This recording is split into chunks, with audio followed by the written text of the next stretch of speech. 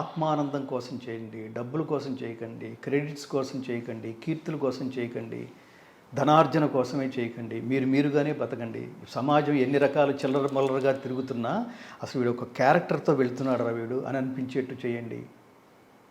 ఇప్పుడు కొంతమంది మన ఎదుర్కొన్న లౌకికంగా కొంతమంది ఇప్పుడు జస్టిస్ నాగమారుతి శర్మ అనే ఒక మహానుభావుడు ఉన్నాడండి. ఉదాహరణకు చెప్తున్నాను, నాగమారుతి శర్మ. ఆయన సిబిఐ కోర్టు స్పెషల్ జడ్జి. ఆయన మనం మాట్లాడుతుంటే రామ రామ రామ రామ రామ బాగున్నారు స్వప్న గారు, రామ రామ రామ రామ రామ రామ రామ మీతో మాట్లాడుతున్నప్పుడు అంతర్వాహినిలాగా మధ్యలో రామనామస్మరణ జరుగుతుంటుంది.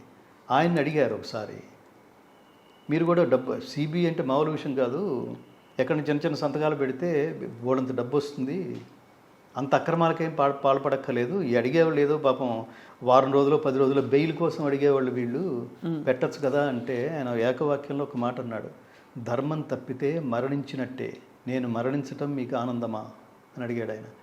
ఉంటారా అలా? వాళ్ళని లౌకికమైన మిగతా ప్రపంచంతో కంపేర్ చేయగలమా? ఇప్పుడు మీరు నా ముందు కూర్చున్న మీకు చాలా టాలెంట్స్ ఉంటాయి, అవేవి విప్పకుండా, అవేవి నా ముందు ప్రదర్శించకుండా ఒక గాయనిగానే నా ముందు పాడడానికి ఎందుకు ప్రయత్నించారు? ఎక్కడో మీ సోల్ అదనమాట. నేను ఇందాక వీళ్ళకి చెప్పాలనుకుంది అదనమాట, మిమ్మల్ని కడిగేయాలనుకుంటుంది. మీరు దేనికోసం పుట్టారంటే అది మీకు తెలుసో తెలీదో నాకు బాగా తెలుసు. మీరు గాయనిగానే పుట్టారు. మీ సోల్ ఏమిటంటే స్వరం, మీ సోలు. ఈ స్వరానికే సరస్వతి అని పేరుంటుంది, ఈ పదానికే సరస్వతి. సరస్వత్యాత్ స్తనద్వయం ఏకదాపాత మధురం అన్యదాలోచనామృతం సంగీతమపి సాహిత్యం. ఈ రెండిట్లో గొప్పది ఏమిటంటే సాహిత్యం అర్థం చేసుకోగలిగే స్థాయి ఉన్న వాళ్ళకి మాత్రమే అర్థమవుతుంది. సంగీతం దాన్ని అర్థం చేసుకోవడానికి ప్రయత్నించక్కర్లా. మీరు పాడుతుంటేనే ఆహా ఓహో అనేస్తాం మనం, వెంటనే లోపలికి వెళ్ళిపోద్ది, దానికి ఏం డిస్కషన్ ఉండదు. సో అట్లాంటి అది గాంధర్వ విద్య అది. సో మీరు గాయనిగా మీ జన్మ అది, దానికోసం మీరు ఎంత కేటాయించారన్నది ఇక మీ ఆలోచనకి సంబంధించింది. లేదా మీ దీని సంస్కారం దేవుడు పుడుతూనే మీకు జన్మ సంస్కారం ఇచ్చేశాడు. మీతో పాటు మిగతా ఈ సంగీతానికి సంబంధించి చాలా ఇన్స్ట్రుమెంట్స్ ఉంటాయి, అవన్నీ నేర్చుకుంటే వస్తాయి, ఎవరు నేర్చుకున్నా వస్తాయి. కానీ గాత్రం మాత్రం దేవుడు మీకు ఆటోమేటిక్గా ఏమంటారు, మీకు జన్మనిస్తూనే ఆ వోకల్ కార్డ్స్లో ఆ ఇన్స్ట్రుమెంట్ వేసి పంపించేస్తాడు. అది ఎన్నో జన్మల అదృష్టం. అది దాన్ని రియలైజ్ అయ్యామనుకోండి, ఇంకో చోటకి పోం మనం, ఇంకో 10 పార్శ్వాలు పెట్టుకుని లైఫ్ అంతా మనం వృధా చేసుకోం. నేను అలా చేసుకోలేదు. ఎవరన్నా బాగా పాడుతున్న వాళ్ళు దీని మీద ఏం బతుకుతారు, దాని మీద ఏం బతకడం ఏమిటి, దాంతో బతికించు.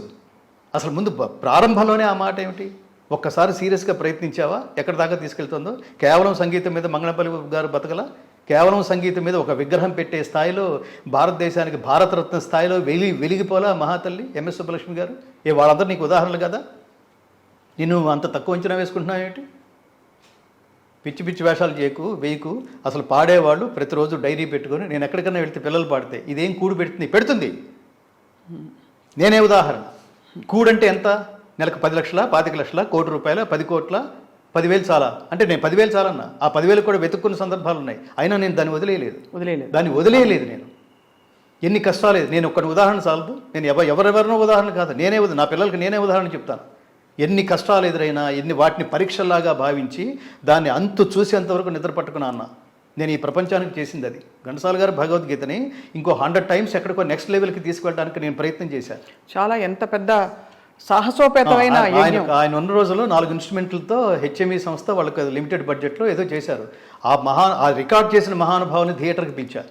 మీ అభిప్రాయం చెప్పండి అంటే, మేము ఆ రోజుల్లో ఆల్బమ్ లాగా ఒకటి అనుకున్నామండి. మాకు చుట్టూతో చాలా కంపెనీలు ఉండేవి. వాళ్ళు అది చేస్తే మనం ఇది చేయాలి, వాళ్ళు అది చేస్తే మనం ఇది చేయాలి, ఇట్లా అనుకుంటూ ఆల్బమ్స్ లాగా చేశాను తప్ప ఇదేంటంటే ఒక సినిమా చూస్తున్న అనుభూతి కలిగింది.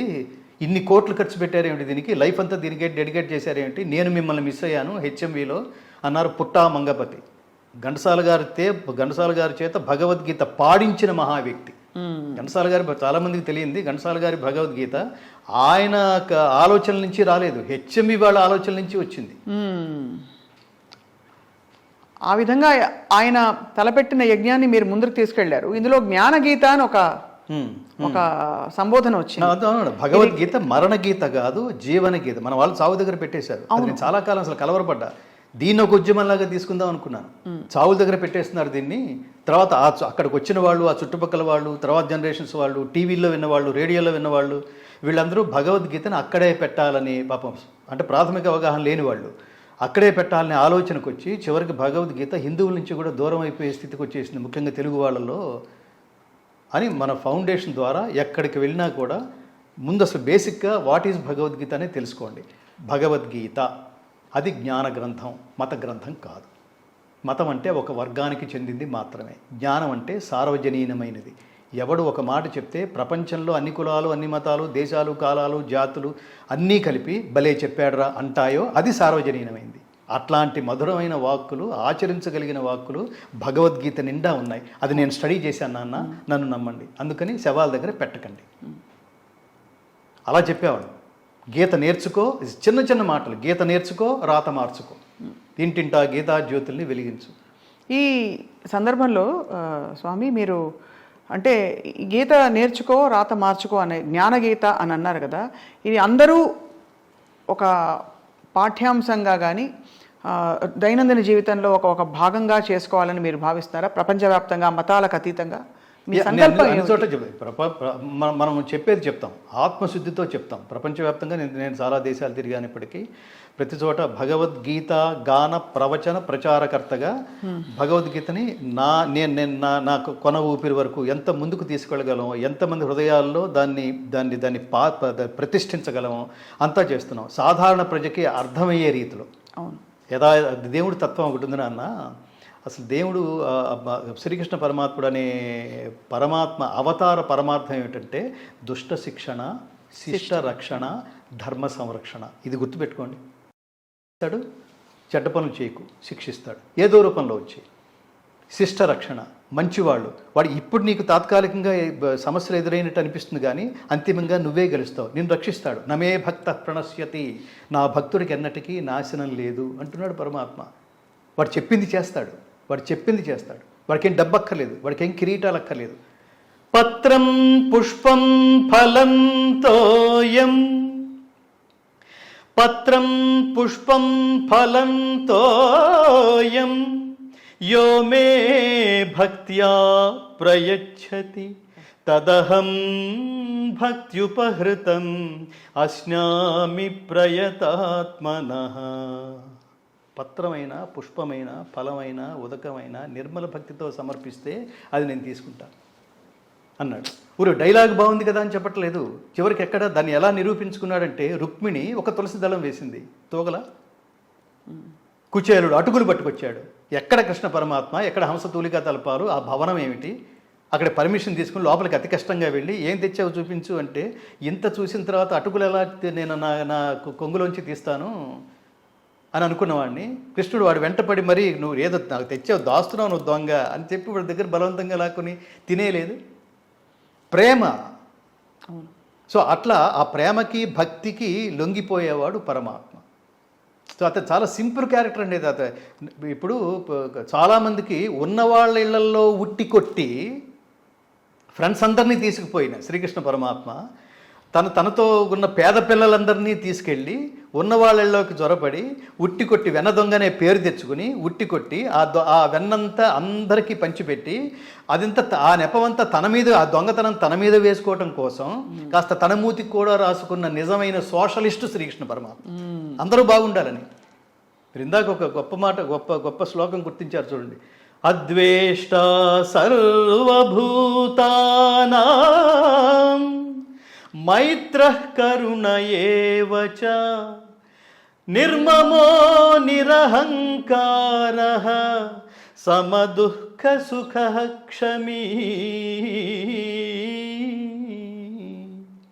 సంతుష్టః సతతం యోగి యతాత్మా దృఢనిశ్చయః మయ్యర్పిత మనోబుద్ధిః యో మద్భక్తః స మే ప్రియః. కృష్ణ పరమాత్మ సిద్ధాంతం ఏంటంటే వాడిని తెలుసుకోండి. లాజికల్గా దుష్టుడు ఎవడన్నా ఉంటే వాడిని ఊరుకోను, నేను వాడిని శిక్షిస్తాను అని అంటే, ఇంకో మతంలో చూసాం, పలానా వాడు పాపులను రక్షించును. పాపులను రక్షిస్తే ఇంకా పోలీస్ డిపార్ట్మెంట్ ఎందుకు? పాపం చేసిన ప్రతి వాడిని రక్షించుకుంటూ పోతే తప్పు చేయకు, శిక్ష రెడీగా ఉంటుంది అని అన్నవాడు అది కదా సిద్ధాంతం అంటే. ఆశ్రిత పక్షపాతి అని కాదా? ఆశ్రితం అంటే ఏంటి? ఎవడు పడితే వాడి దగ్గర తీసుకుంటాడని కాదు. ఆశ్రితం అంటే ధర్మపక్షపాతి అని అర్థం. పరమాత్మని ఆశ్రయించే ధర్మాత్ముడు ఎవడైతే ఉంటాడో వాడు నిజమైన భక్తుడిగా పరమాత్మ భావిస్తాడు. వాడికి నాశనం లేదు. నమే భక్త ప్రణశ్యతి అంటే అదే అర్థం. వాడు దొంగతనాలు చేసి కాళ్ళు పట్టుకుని నువ్వే నాకు దిక్కంటే రెండరా మొత్తం ఈ జాతి అంతా రెండరా అని కావలించుకుంటారని కాదు అర్థం. సో అది ఆశ్రిత పక్షపాతి అంటే అదే అర్థం. మరి మనిషికి తప్పులు ప్రతి మనిషి చేస్తారు కదా స్వామి, మనిషికి మోక్షం ఎక్కడ అంటే చివరగా మోక్షం అంటే మనిషికి తనకు తాను తెలుసుకోవడమా? భగవంతుడిని నిజంగా ఆశ్రయించి ఇక ఏ జన్మలో ఎప్పుడు నా ఎరుకలో నేను ఎప్పుడు ఇటువంటిది చేయనని నంపలేసుకోవడమా ఏమిటి? మోక్షం అంటే అర్థం ఏంటంటే ఊరికే వచ్చేది, ఒక జన్మలో వచ్చేసేది. తెలుసో తెలియకో చాలా తప్పులు చేస్తావు. ఇది తప్పని నువ్వు తెలుసుకున్న తర్వాత ఆ తప్పు నువ్వు తిరిగి దాన్ని రిపీట్ చేయకుండా ఉంటూ అలాంటి జీవన విధానం మనం గడుపుతూ అలా జన్మలెత్తుతూ చివరికి పూర్తిగా పరమాత్ముడే సర్వమని భావించి, గీతలో ఒక మాట అంటాడు, చాలా గొప్ప మాట. బహూనాం జన్మనామంతే జ్ఞానవాన్ మాం ప్రపద్యతే వాసుదేవ సర్వమితి సమహాత్మా సుదుర్లభః అంతకాలే చ మామేవా స్మరన్ ముక్త్వా కలేబరం యః ప్రయాతి సమద్భావం యాతి నాస్త్యత్ర సంశయః.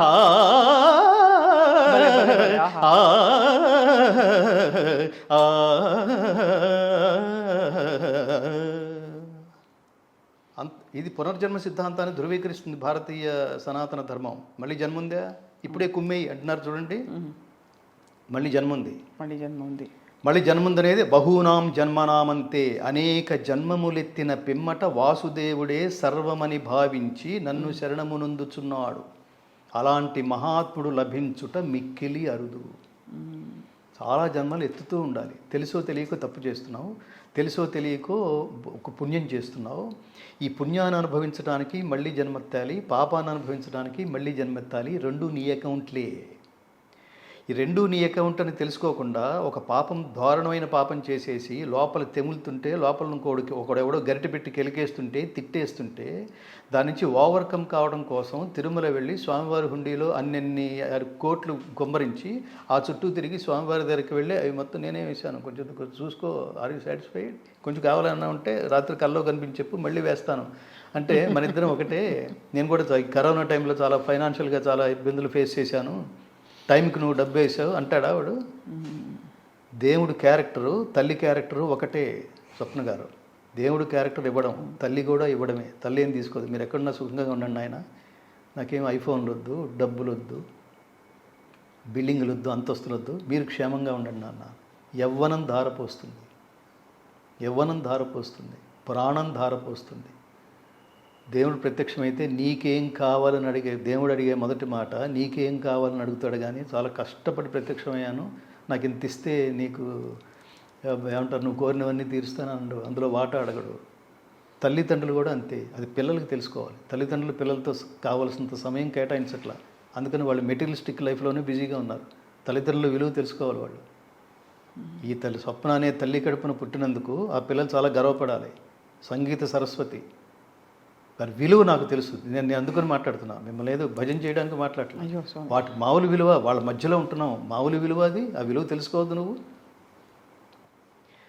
కణకణలాడే ఎండకు శిరసు మాడిన మనకు తన నీడను అందించే చెట్టే అమ్మా, చారెడు నీళ్ళైన తాను దాచుకోక జగతికి సర్వస్వం అర్పించే మబ్బే అమ్మ. ఆ అమ్మలనే మించిన మా అమ్మకు రుణం తీర్చుకోలేను ఏ జన్మకు. కంటేనే అమ్మని అంటే ఎలా, కరుణించే ప్రతి దేవత అమ్మే కదా, కన్న అమ్మే కదా. ఆహాహా, అద్భుతం. అసలు ఏమిటి ఆ సాహిత్యం ఏంటి పిల్లలకు తెలియదు. కణకణలాడే ఎండకు శిరసు మాడినా మనకు తన నీడను అందించే చెట్టే అమ్మ. అమ్మ అంటే అర్థం ఏమిటంటే ఇస్తుంది, తీసుకోదు. అలా ఒక్క చుక్క కూడా తను దాచుకోని మబ్బు అమ్మ కదూ వర్షం రూపంలో మనకు అందిస్తోంది. ఎండలో నిలబడి నేను మలమల మాడిపోతుంటే వీళ్ళకేంటి చల్లగాలి ఇవ్వటం అనేది కింద విశ్రాంతి తీసుకోవడానికి వచ్చిన వాడిని లాగి కొమ్మతో కొట్టద్దు, చేయట్లేదు ప్రకృతి అట్లా. నిజం. సో అట్లా అంటే మీ జ్ఞాన దృష్టితో చూడగలిగితే ప్రకృతిలో ఇట్లాంటి అమ్మలు చాలా ఉన్నాయి. నారాయణ రెడ్డి గారి రచన అది. ఏమి కవులు ఏంటండి, ఈ భావ సంస్కారం మన నెక్స్ట్ జనరేషన్కి ఉండొద్దండి. వాడికి baa baa black sheep have you any wool దగ్గర బొచ్చు దగ్గర అయిపోయారు పిల్లలు. అంటే దాని అర్థం ఏంటంటే you are not spending your valuable time with your most valuable kids. మీరు అలా వాళ్ళని కనుక అలా పెంచారనుకోండి మన పిల్లల్ని, వాడు కొంతమందిని ఇదే ప్రభావితం చేస్తాడు. అవును. దుర్మార్గుడి ఐడియాలజీ సమాజంలోకి వాళ్ళు ఇంటర్వ్యూలు చేయడం ద్వారా సమాజంలోకి ప్రసరిస్తోంది అనుకోండి, మానసిక దుర్బలు దాన్ని ఇన్స్పైర్ అయిన వాడు 100 మందిని ఇలాంటి వాడినే తయారు చేస్తారు. వాడికి ఫైనల్గా వాడు చివరికి అంత్యకాలంలో వాడు రియలైజ్ అవుతాడు. అప్పటికి వాడి జీవితం నాశనం చేసుకున్నాడు, ప్రపంచాన్ని కూడా నాశనం చేసేసాడు. అందుకని మంచి వాళ్ళని, మంచి వాంగ్మయం, మంచి సంగీతం ఎప్పుడు మంచిదే. మంచి పాటను ఎందుకంటామంటే దాంతో సాహిత్యం కలవటం వల్ల అది వ్యాంప్ పాట, ఐటమ్ సాంగు, లేకపోతే మంచి సాంగు, క్లాసికల్ సాంగు ఇలా మాట్లాడుతున్నాం మనం. దాంతో కలవటం వల్ల ఇవన్నీ పిల్లలకి చేరాలి. నేను ఘంటసాల గారి పాటల్లో ఏముందంటే చెప్తాను. మీరు పడుకున్నప్పుడు ఒక మెడిటేటివ్ మూడ్లో పీడకలలు రాని నిద్రలోకి జారుకోవాలి అని అనుకుంటే ఘంటసాల గారి పాట అండి, పాత పాటలు వినండి. అలా పడుకున్న వాడిని లేపాలంటే కొత్త పాటలు పెట్టండి. మాస్టర్ ఎప్పుడు కూడా ఇటువంటి సంఘర్షణకి లోను కాలేదా? అంటే సాహిత్యపరంగా ఆయన కూడా డెఫినెట్గా ఆయన కొన్ని పాటలకు ఆయన ఫీల్ అయ్యి చివరి రోజుల్లో ఆయన స్నేహితులతో అంటుండేవారని ఆ పెద్దవాళ్ళు నాతో మాట్లాడుతున్నప్పుడు షేర్ చేసుకున్నప్పుడు అన్న మాటలు. సినిమా సాహిత్యం మారిపోతోంది, ద్వందార్థాల పాటలు ఎక్కువైపోయినాయి. శేషశైలవాస శ్రీ వెంకటేశ అది ఇంకా చాలా పాతది అనుకోండి. అది 50s పాట. అది చివరిలో ఆయన 70sకి వచ్చేసారు. ఆయన 74లో వెళ్ళిపోయారు. 102 సంవత్సరాల తర్వాత ఒక గానం బతికుండటం ఏంటండి. 1922 మహానుభావుడు. 102 సంవత్సరాల తర్వాత ఘంటసాల గారి పాట గురించి మనం మాట్లాడుకుంటున్నామంటే ఇది యోగం, చాలా అదృష్టం. దురదృష్టం ఏంటి, రాబోయే రోజుల్లో దురదృష్టం ఏంటో తెలుసా? ఘంటసాల గారి పాట ఉండదు, ఇప్పటికే లేదు, ఇప్పటికే ఎవరు పాడుకోవట్లేదు. మీరు పెళ్ళిళ్ళలో చూడండి, ఒక ఘంటసాల గారి పాట వినపడితే ఒట్టు నేను చెవులకి ఎక్కిరించుకుని వింటుంటాను. టీవీలో పాత పాటలని అప్పుడప్పుడు వేస్తుంటారు. ఆ జనరేషన్ ఎంతకాలం ఉంటుందో తర్వాత ఏమిటో తెలియదు. స్టేజ్ షోస్లో ఘంటసాల గారి పాట వినపడుతుంది ఎక్కడన్నా? ఎప్పుడూ అకేషనల్గా కాదు, రెగ్యులర్గా వినపడాలి కదా. అవి విలువలు అంటున్నా. ఆ పాటల్లో ఏముందంటే సంగీతంతో పాటు సాహితీ విలువలు. అవును. అందమే ఆనందం, ఆనందమే జీవితమకరందం, అందమే ఆనందం. పడమట సంధ్యారాగం, కుడియడమల కుసుమ పరాగం. పడమట సంధ్యారాగం, కుడియడమల కుసుమ పరాగం. ఒడిలో చెలిమోహన రాగం, జీవితమే మధురానురాగం, జీవితమే మధురానురాగం, అందమే ఆనందం. పాడుతుంటే ఏంటి అది, మనమే కాదు, పాట వచ్చిన ఎవరు పాడినా ఇదే అనుభూతి కలగదు. అనుభూతి సార్వజనీనమైంది కదా. దాన్ని జనాల్లో నుంచి దూరం చేసేసి కుదిపే పాటలు ఇప్పుడు కూడా పాటలు పూర్తిగా తీసేసేట్టుగా ఉండవు, కానీ మ్యాజికల్గా ఉంటాయి. ఆ కాసేపటికి ఎవరో మహానుభావుడు హాల్ టైం హిట్స్ అంటుంటాడు ఆయన. హాల్లో ఉన్నంత వరకే అది బాగుంటాయి, లేదా 100 రోజులు 200 రోజులు ఎక్స్పైర్. ఇవేంటి ఎప్పుడు పెట్టుకున్నా అదే సంగీత అభిరుచి ఉన్నవాడికి అదే అనుభూతి కలుగుతుందేంటి మనకి? ఏముంది అందులో అంటే అదే ఒక తపస్సులాగా చేసేవాళ్ళండి. ఈ ట్యూన్ చేస్తే పలానా వాళ్ళు వింటారు, పలానా వాళ్ళు వింటారు, పలానా వాళ్ళు వింటారు. వాళ్ళకి ఇన్స్పిరేషన్ కావాలి, ఇంతకంటే గొప్ప పాట చేయాలి. రాజేశ్వరరావు గారి కంటే మించి ఘంటసాల గారు చేయాలని, ఘంటసాల గారి కంటే మించి పెండ్యాల గారు చేయాలని. ఏంటంటే గమకాలేంటి, ఆ రాగాల మీద పరిశోధన. ఇప్పుడు అసలు రాగాలు ఎక్కడన్నా కనిపిస్తున్నాయి పర్టికులర్ ఈ రాగం మీద చేశారని? నేను కంపేర్ చేస్తున్నప్పుడు చెప్తుంటాను, ఘంటసాల గారి పాట నేర్చుకుంటే ఏమొస్తుందంటే మిగతా వాళ్ళ పాటలు వింటున్నప్పుడు పాటలే వస్తాయి, ఘంటసాల గారి పాట వింటున్నప్పుడు రాగం కూడా సంగీతం కూడా వస్తుందని. మది శారదా దేవి మందిరమే, మది శారదా దేవి మందిరమే, కుదురైన నియమమున కొల్చేవారి మది శారదా దేవి మందిరమే. కళ్యాణి, ఆ కళ్యాణ రాగం వచ్చేసినట్టు కదా మనకి. ఇప్పుడు కూడా అక్కడక్కడ వస్తున్నాయి కదా స్వామి పాటలు అలాంటివి. అక్కడక్కడ ఏమిటి అది చెప్పేది అంటే మనకి ఆ సందర్భం కథకి అవసరం. నేను క్లాసికల్తో కంపేర్ చేయట్లేదు, మీరు మామూలుగా పాట ఇందాక నను భావది అలిగితివ సఖి ప్రియ, మీరు రాగం బేసుడితో వస్తున్న పాటలు అసలు అత్యంత అరుదనమాట. కారణం ఏంటంటే రాగాల మీద పరిశోధన కానీ రాగజ్ఞులైన సంగీత దర్శకులు కానీ అరుదుగా ఎక్కడో కీరవాణి గారు అలాంటి వాళ్ళని తీసేయండి, అదే అట్లాంటి వాళ్ళు చాలా అరుదుగా ఉండటం వల్ల. అయితే మీకు సామజవర గమనాలు నచ్చవైతే? నచ్చవు. ఏం సామజవర గమన? సామజవర గమన అవన్నీ అదే చెప్తున్నా కదా, అవన్నీ మ్యాజికల్ కానీ నాట్ లాంగ్ లాస్టింగ్ అంటారు అవి. అదే చెప్పేది. ఇప్పుడు దాని తర్వాత ఇంకోటి ఏదో పాట వస్తుంది, ఈ పాట కింద ఆ పాట పని నలిగిపోతుంటుంది, కాసేపు టిక్లింగ్ గా ఉంటుంది. కమాన్ కమాన్ కళావతి. అదే నేనేమంటానంటే నచ్చదు. మీరు అది ఇది తప్పు. నాకు నచ్చకపోవడం అనేది నచ్చదంటే అదే ఇది బాగుంది అని అనిపిస్తుంది, కానీ కాలం సమాధానం చెప్తుంది. ఆ కాలం చక్రం కింద పడి ఇవన్నీ నలిగిపోతున్నాయంటే ఎక్కడో పరిశోధన కావాలి. వాళ్ళు సింగర్స్ కూడా వచ్చి లైన్ బై లైన్ పాడేసి పుక్కిలించి ఉమ్మేసినట్టుగా పాడేసి వెళ్ళిపోతే ఏముంటుంది అక్కడ? 100 రోజుల పాటు అంటే సినిమా 3-4 నెలల పాటు ప్రాక్టీస్ చేసుకుని దాన్ని ఓన్ చేసుకుని ఈ శబ్దాన్ని మీరు నమ్మి తీరాల్సిందే. పాటే మీరు అయిపోయేట్టుగా పాడాలి అంటే ఒక గంట ముందు వచ్చేసి పాడి వెళ్ళిపోతే ఎప్పటికీ కాదండి. ఆ పాట బాగానే ఉన్నట్టు అంటుంది, చరిత్రలో నిలబడదు. అది ఆ శబ్దం చరిత్రలో నిలబడాలంటే ఇంత తపస్సు జరగాలి. ఇవన్నీ చాలా పెద్ద పెద్ద మాటలు. దాని డెప్త్ తెలిస్తే మనకు అర్థమవుతుంది. చాలా గొప్ప మాట చెప్తున్నారు స్వామి. ఈ సందర్భంలో కొద్దో గొప్ప విజయం సాధించిన వాళ్ళ దివ్యగాథలన్నీ మనకి ఇప్పుడు పాఠ్య పుస్తకాల్లో చేరుస్తున్నారు. భగవద్గీత పారాయణం కానీ శ్లోకాల అర్థం తెలుసుకునే ప్రయత్నం కానీ చెప్పే ప్రయత్నం కానీ ఎందువల్ల పాఠ్యాంశాలలో లేదు గురుగారు?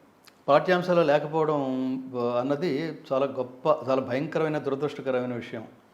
దానికి ప్రధానమైన కారణం హిందువుల్లాగా వాళ్ళు తాము హిందువులని భావించకపోవడం, హిందువుగా పుట్టడం. హిందూ అంటే ఇంజన్లో నేను పిల్లలకి అర్థమయ్యే రీతిలో చెప్తుంటాను, హిందూ అంటే సర్వజన బంధువు అనే భావనతో దాని ఆ అర్థంతో మీరు భావించండి. హిందూ శబ్దం లేదు నిజానికి, వాడు ధర్మబంధు.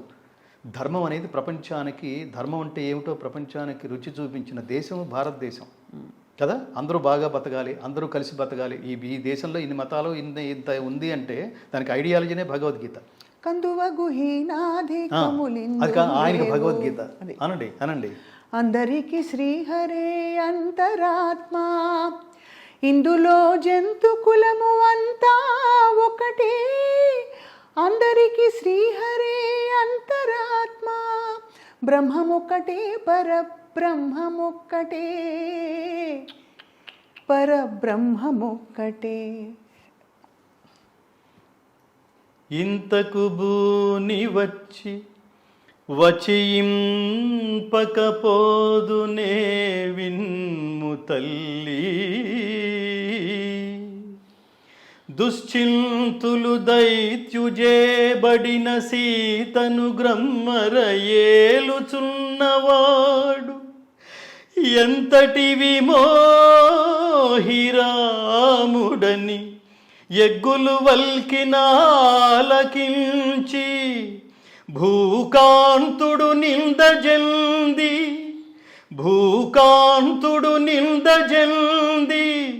నిను కానల లోపల దించి రమ్మనెన్,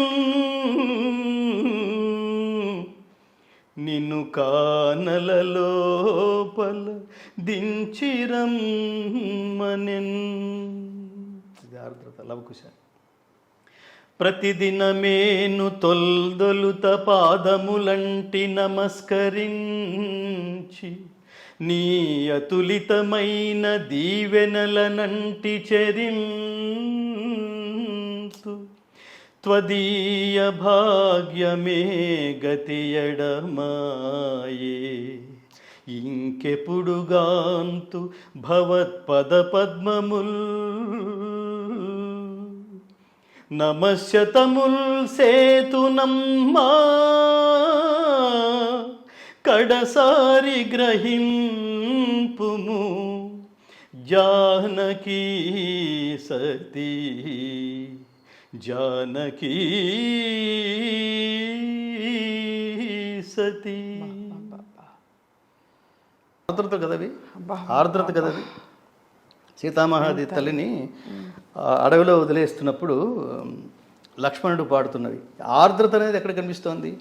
ఎక్కడ కనిపిస్తోంది? మన అదృష్టం ఏమిటంటే గొప్ప సంగీత కళాకారులు, సాహిత్య కళాకారులు ఉన్న వాళ్ళ మధ్యలో మనం పుట్టడం, ఆ కాంటెంపరీస్గా పుట్టడం.